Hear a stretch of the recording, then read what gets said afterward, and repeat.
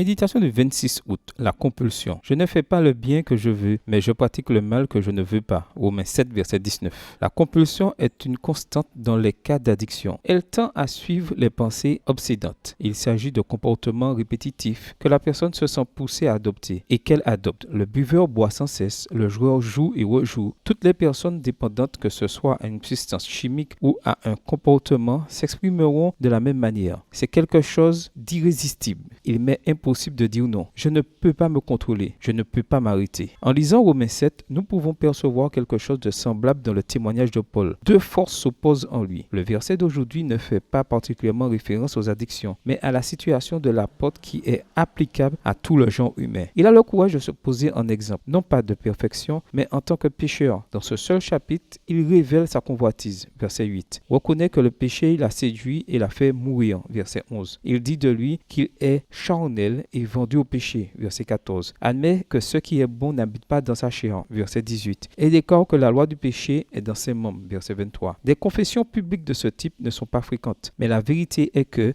nous en parlions ou non, nous luttons tous contre le péché. Je me rappellerai toujours une conversation que j'ai eue avec le moniteur qui m'a appris à conduire. Quand je lui ai demandé quelle était la vitesse adéquate pour circuler en ville et sur la route, il m'a donné certaines normes et explications selon le code en vigueur, mais a conclu en disant: le plus important est la vitesse, qui fait que ce soit toi qui conduis la voiture et non la voiture qui te conduit. On peut appliquer cette phrase à l'art de diriger nos propres vies et nos inclinations. Ai-je le contrôle de mon existence ou suis-je à la merci d'habitudes, d'obsessions et de compulsions qui limitent ma liberté? Sous la direction des forces du mal, nous finirons par exprimer le même sentiment que l'apôtre Paul. Malheureux que je suis, qui me délivrera de ce corps de mort? Romains 7, verset 24. Mais en définitive, l'issue se trouve en Jésus. Il fera en sorte que notre être entier puisse être soumis à la direction divine et que finalement nous disions aussi avec Paul: grâce soit rendue à Dieu par Jésus-Christ notre Seigneur. Verset 25. Bonne journée à vous et que le Seigneur vous bénisse.